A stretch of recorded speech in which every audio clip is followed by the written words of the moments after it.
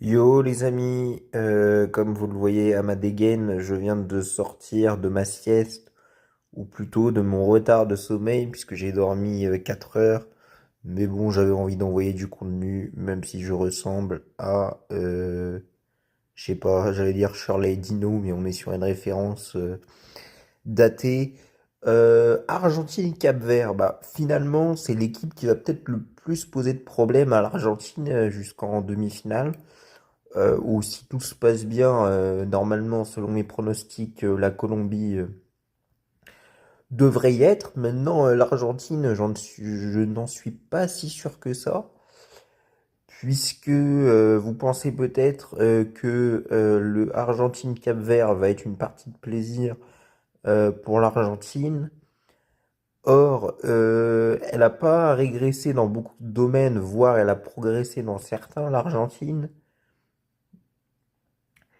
Mais elle a du mal avec un truc, c'est clairement le jeu en transition qu'elle avait sublimé à la Coupe du Monde 2022 par moment.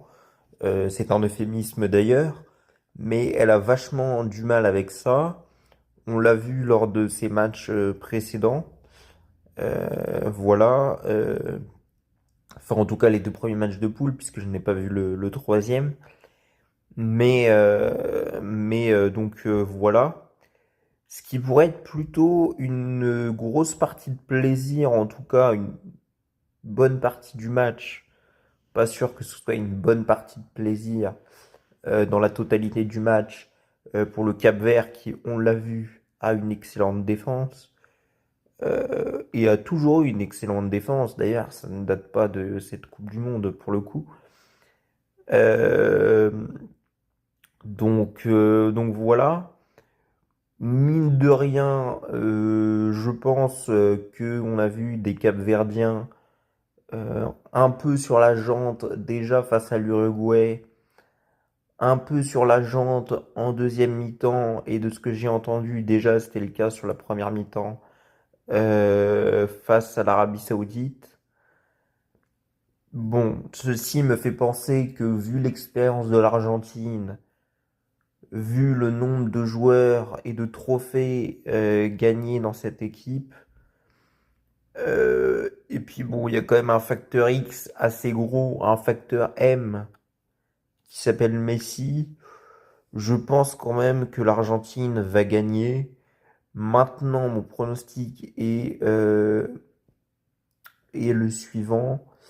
Je vois bien une victoire 2-1 de l'Argentine. Et je serais pas étonné du 2-1 après prolongation, ça m'étonnerait pas. Et si c'est pas 2-1, je vois bien un 2-0 avec un but par mi-temps. Mais quoi qu'il arrive, j'imagine un match vraiment, vraiment, vraiment pas facile pour l'Argentine. Je les vois pas se balader loin de là. Aussi parce que je sens qu'il y a une certaine pression qui commence à monter, que l'équipe euh, surtout en début de deuxième mi-temps, tourne un peu trop autour de Messi. Et tous ces facteurs assemblés, plus des joueurs plus trop habitués, on va dire, à une vraie adversité que va proposer le Cap-Vert par son système défensif, je pense que tous ces facteurs alignés vont faire que le match va être assez compliqué pour l'Argentine. Voilà, et oui, oui, je vois bien le match aller potentiellement en prolongation.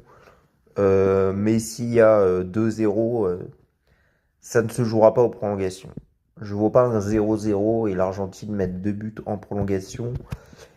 Et clairement, si la question que vous posez, c'est est-ce qu'une séance de tir au but est envisageable?